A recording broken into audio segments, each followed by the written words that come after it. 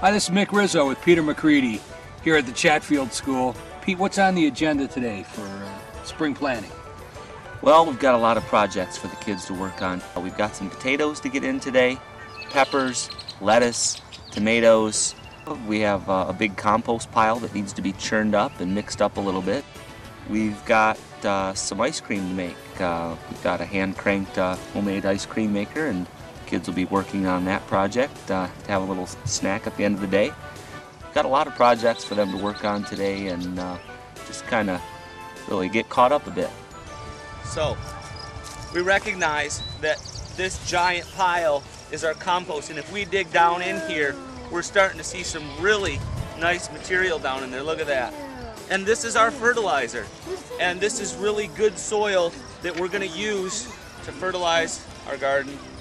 All this decomposition, all these nutrients are useful. And what we need to do right now is go around the edge in some places like this where we see this thistle growing up. And we need to pull this stuff out and get it back on top. I'm going to need some people to work with Mark doing some planting and removing weeds. We've got peppers to pop in these beds right here. So I'm going to put a crew with Mark, and we're going to send people back over to the ice cream maker, and this is where we're going to start splitting up into our projects. We've got rocks, compost, ice cream, planting, and digging up this bed. So lots for you guys to choose from.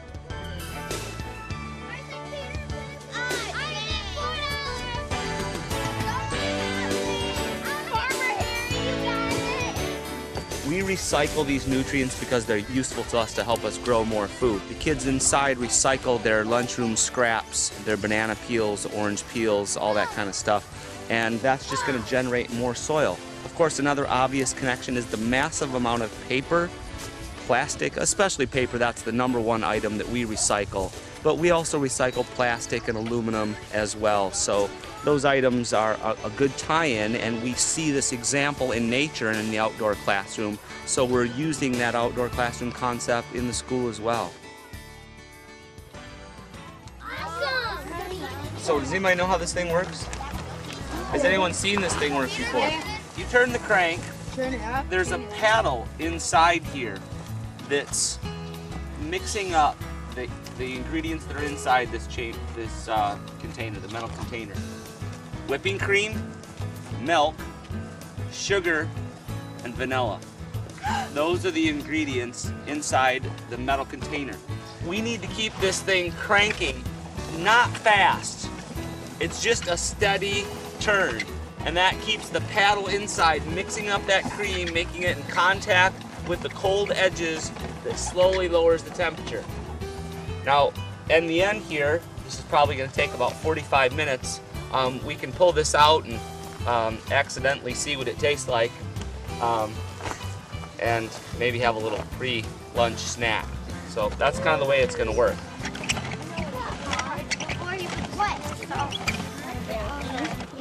Does anybody want to help me plant some potatoes? 1, 2. Okay, so what we're going to do, when they're this size, they're okay.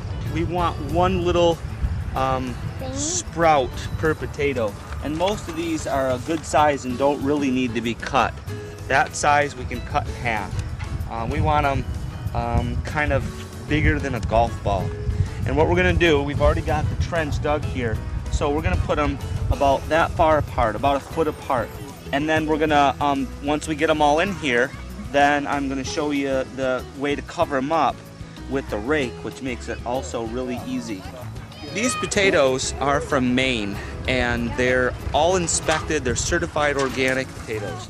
So this is Corolla. This is a German potato. They're a smooth-skinned, gold-fleshed potato.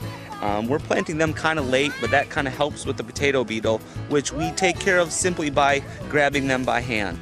Last year was our best potato year ever, and it's only getting better. So we have real good luck with potatoes and really enjoyed growing them.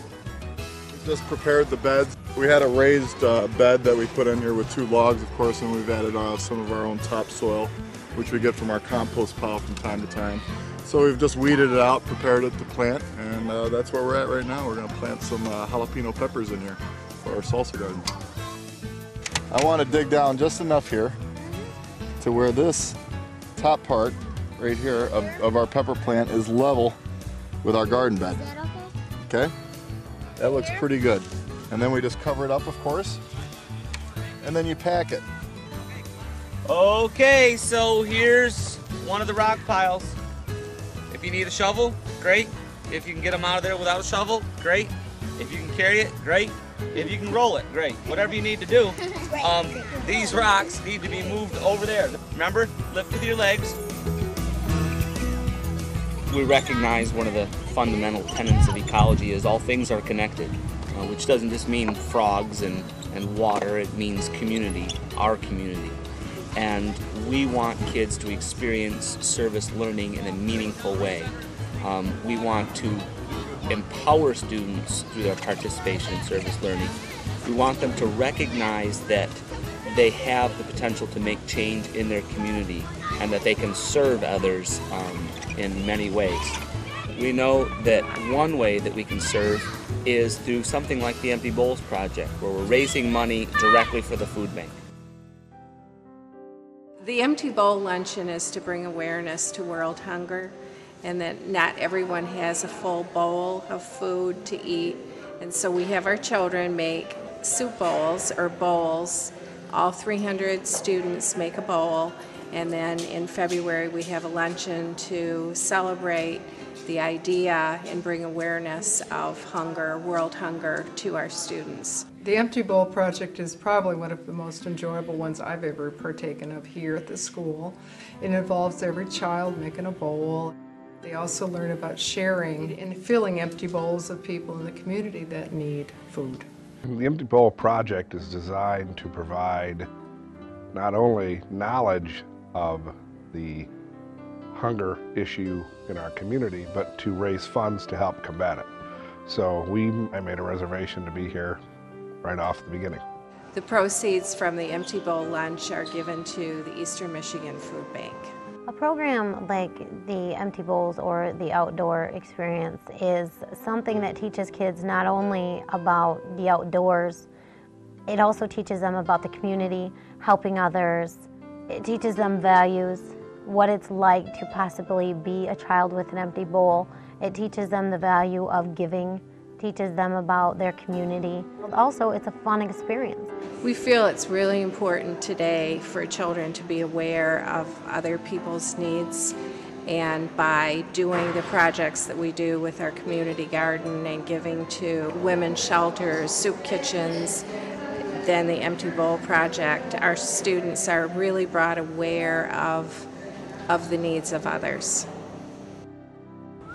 Another important way that we serve the community is through modeling what we think works and sharing it with other schools.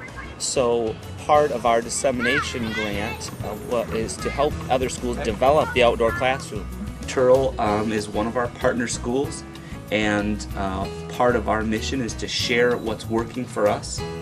Turl is very close by. They have a similar site, and we are doing many of the same projects at Turl that we're doing here.